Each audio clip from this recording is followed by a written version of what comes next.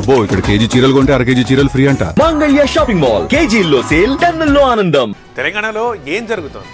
ప్రభుత్వానికి పార్టీకి గ్యాప్ వచ్చిందా లేక ఇచ్చారా? ఒకసారేమో మంత్రులకు సీఎంకు మధ్య గ్యాప్ అంటారు, మరోసారేమో పీసీసీ చీఫ్కి సీఎంకి మధ్య గ్యాప్ అంటారు. అసలు గ్యాప్ ప్రచారాలు నిజమేనా? ప్రభుత్వ పెద్దల వర్షన్ ఏంటి? పార్టీ పెద్దలు ఏమంటున్నారు? కాంగ్రెస్ పార్టీ అంటేనే ప్రజాస్వామ్యం ఎక్కువని అంటున్నారు. అందుకు తగ్గట్లే నాయకులు కూడా ఇష్టారీతిన వ్యవహరిస్తుంటారు. అందుకే కాంగ్రెస్ ప్రభుత్వం ఏర్పడిన నాటి నుంచి రకరకాల ప్రచారాలు సాగుతున్నాయి. ఓసారి సీఎంకి పీసీసీ చీఫ్ కి గ్యాప్ అంటూ ప్రచారం జరిగింది. అంతకుముందు మంత్రులకి సీఎంకి గ్యాప్ అంటూ ప్రచారం సాగింది. సీనియర్ మంత్రులు ఉత్తమ్, కోమటిరెడ్డి, భట్టి లాంటి వారితో సీఎం రేవంత్ కి గ్యాప్ అని అప్పట్లో వార్తలు చక్కర్లు కొట్టాయి.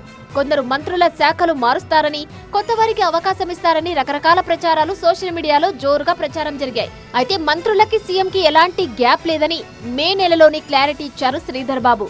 అంతా కలిసి సమన్వయంతో పని చేస్తున్నామని చెప్పడంతో ఆ ప్రచారానికి ఎండ్ కార్డ్ పడింది. తాజాగా ప్రభుత్వం పార్టీ మధ్య సమన్వయం లేదని సోషల్ మీడియాలో ట్రోలింగ్ అవుతుంది. ఇప్పుడు సీఎంకి పీసీసీకి గ్యాప్ వచ్చిందని, పీసీసీ చీఫ్ పై నిఘా పెట్టారన్న ప్రచారంపై మహేష్ గౌడ్ క్లారిటీ ఇచ్చారు. తప్పుడు ప్రచారం కాదు, దమ్ముంటే ఆధారాలు బయట పెట్టాలని సవాల్ చేశారు.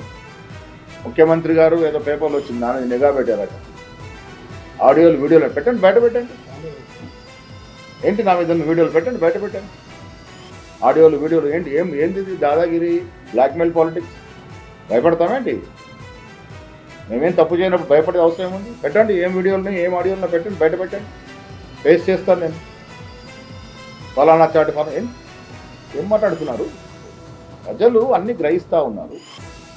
కాంగ్రెస్ రాష్ట్ర వ్యవహారాల ఇన్ఛార్జ్ మీనాక్షి నటరాజన్, ఏఐసీసీ పరిశీలకుడు వంశీ చంద్ సీఎం రేవంత్ కు పడడం లేదని, సీఎంకి వ్యతిరేకంగా అధిష్టానానికి వాళ్లు రిపోర్ట్ ఇచ్చారని ఆ మధ్య ప్రచారం జరిగింది.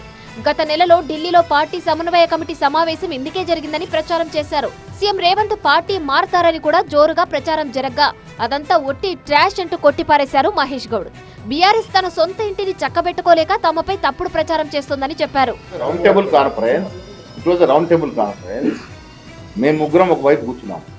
మధ్యన మీనాక్షి గారు ఉన్నారు, ఇటువైపు నేను. ఇది టేబుల్ ఒరిజినల్.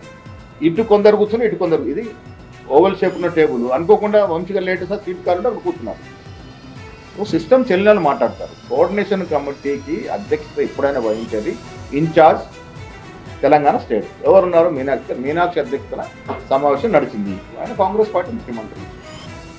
పార్టీ మారుతాడు. ఇది చౌకబారు విమర్శలు, చౌకబారు. మీరు మీ ఇంట్లో కుంపటి సక్కలేక ఒకరేమో బీజేపీ వైపు చూస్తున్నాడు, ఒక ఆమె ఆల్రెడీ నిష్క్రమించేసింది. ఈయన ఏకాకాయ పరుస్తుంది కేటీఆర్ గారు. మీరు చక్కబెట్టుకోలేక మా గురించి మాట్లాడతారు. మొత్తానికి కాంగ్రెస్ పార్టీపై నెలకో కొత్త రకం ప్రచారం కామన్ అయింది. తమ పార్టీని, ప్రభుత్వాన్ని డ్యామేజ్ చేయడానికి ప్రతిపక్షాలు కావాలని తప్పుడు ప్రచారం చేస్తున్నాయని అటు ప్రభుత్వ పెద్దలు, ఇటు పార్టీ పెద్దలు క్లారిటీ ఇస్తున్నా సోషల్ మీడియాలో ట్రోలింగ్స్ మాత్రం ఆగడం లేదు. మరి వీటిపై పార్టీ, ప్రభుత్వం ఏ విధమైన చర్యలు తీసుకుంటుందో చూడాలి.